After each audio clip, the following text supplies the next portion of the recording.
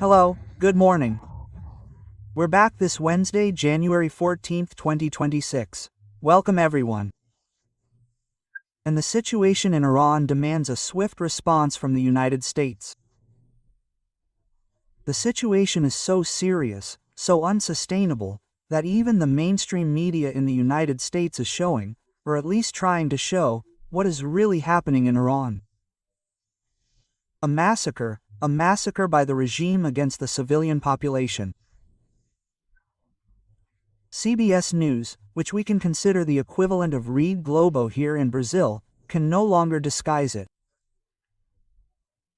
CBS itself carried the following story yesterday: more than 12,000 dead, more than 12,000 people are considered dead after protests in Iran. According to a video, CBS said, showing bodies lined up in a morgue.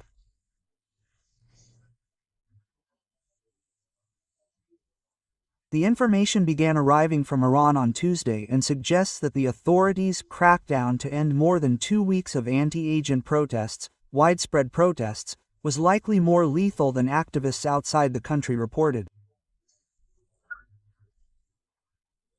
Look, it's CBS saying this.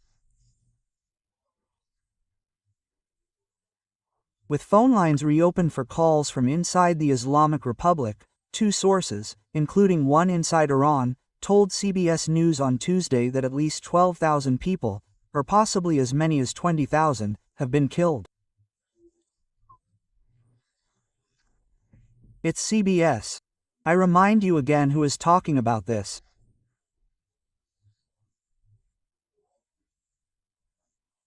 A source inside Iran who managed to contact CBS News on Tuesday stated that activist groups working to compile a total death toll from the protests, based on reports from medical authorities across the country, believe the number of victims is close to at least 12,000 and possibly as high as 20,000.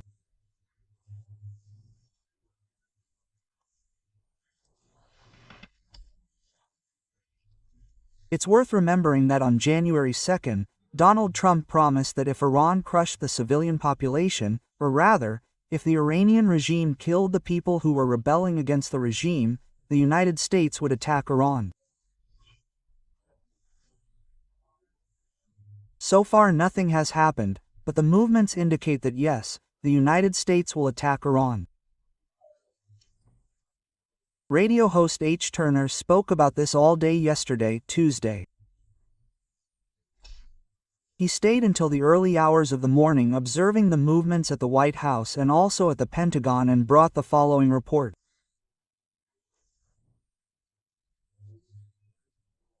He said that at 10:38 p.m. Eastern Time, the United States was in the process of sending tanker planes for aerial refueling over the Pacific Ocean. This was from Hawaii towards the Diego Garcia base.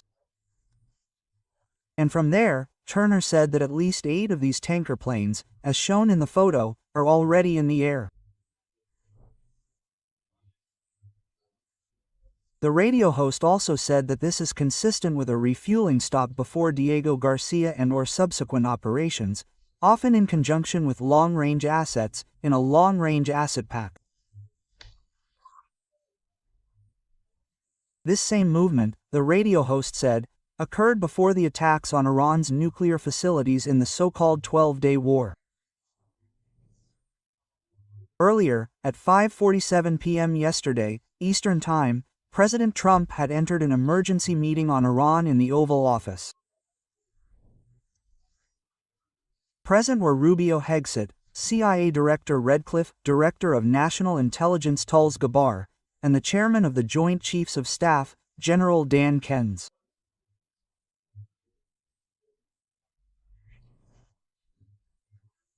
Turner said it was a meeting of decision-makers, and after that meeting, the chairman of the Joint Civil Service, Dan Ken, left, returning around 7:22 p.m.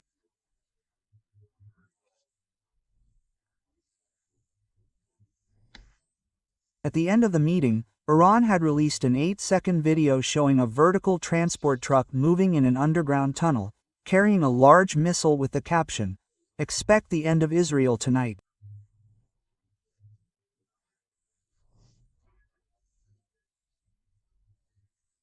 3 hours later, the radio host said that KC-135 refueling planes were already in action in the Pacific, giving a clear demonstration that the decision had already been made in Washington for the United States to attack Iran.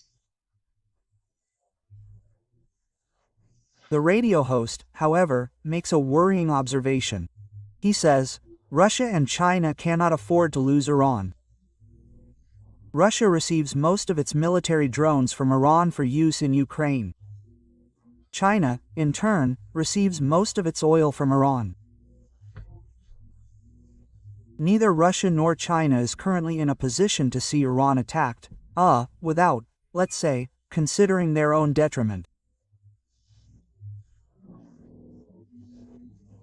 This is worrying, obviously, because it involves a lot of money, but also weapons that Russia itself needs, as in this image, this truly astonishing image.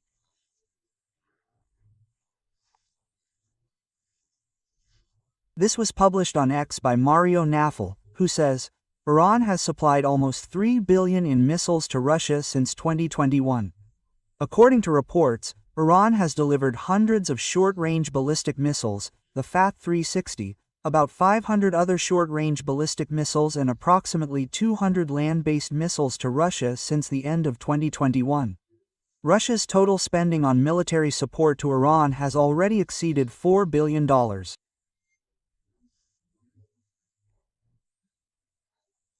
According to Bloomberg, this is an extensive and continuous arms supply channel that directly links Tehran to Russia's war effort. In another publication, also on X, President Putin reportedly said that Russia would not tolerate any attack on Iran. In another article on the same subject, Russia vehemently condemned the interference of the United States and Israel in Iran's internal affairs. Foreign forces hostile to Iran are trying to destroy the Iranian state, using the methods of color revolutions. Quote,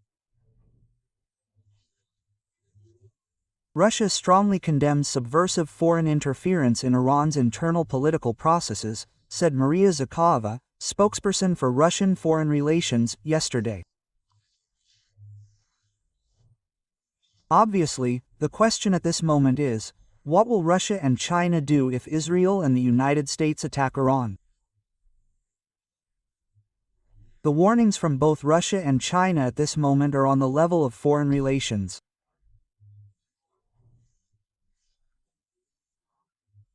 But the moment Israel and the United States attack Iran, and it seems that moment is approaching, that would indeed damage the entire axis, the entire commercial structure that still exists between China, Iran, and Russia.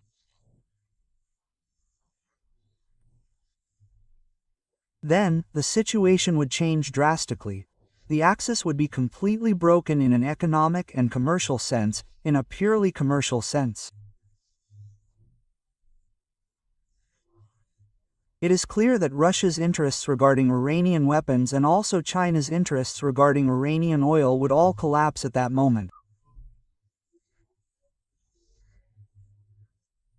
All negotiations would become impossible, especially since Donald Trump said earlier this week that he would impose 25% tariffs on any country that trades with Iran.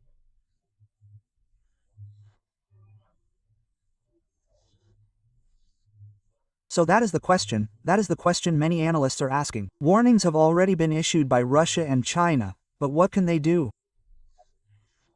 What can China and Russia do in this case? Well, one indication that an attack is inevitable, from both the United States and Israel, is the repeating pattern.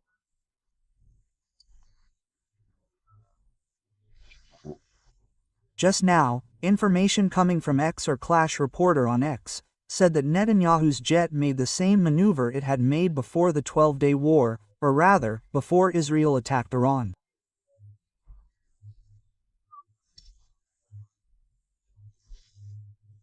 In the middle of last year, the report said that Netanyahu's jet landed in Greece, and this is the pattern repeating itself.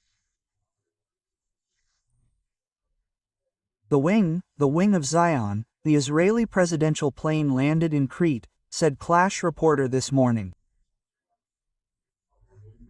The same maneuver had occurred before each of the last 3 Israeli attacks against Iran. It may be a coincidence, but it is more likely a sign that something big is coming. And so, you are seeing an infographic showing this plane in red, which represents the jet of Netanyahu, the wing of Zion heading for Crete.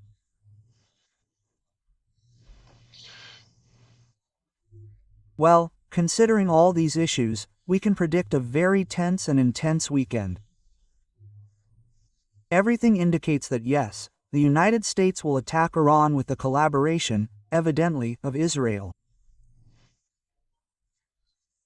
It's possible the United States planned a surgical strike, some very targeted attacks aimed at the regime's leadership, the high-ranking officials. There's also the possibility of heavier attacks, again targeting Iranian military infrastructure, as well as Iran's economic infrastructure, so that the regime cannot sustain itself economically without help, for example, from the United States. And then the regime would need to negotiate with the United States. These are open questions. Of course, we will only know what will happen after the first bomb hits Iranian territory. But there is also concern in Israel, because Iran continues to threaten Israel and now, new developments, is threatening some countries in the Persian Gulf that have U.S. military bases and air bases. A really tense situation with human lives at stake. There's talk of 20,000 deaths. I'm already in Iran. I'll be keeping an eye on this situation, and as soon as I have any important news I'll be back. Until later, God willing.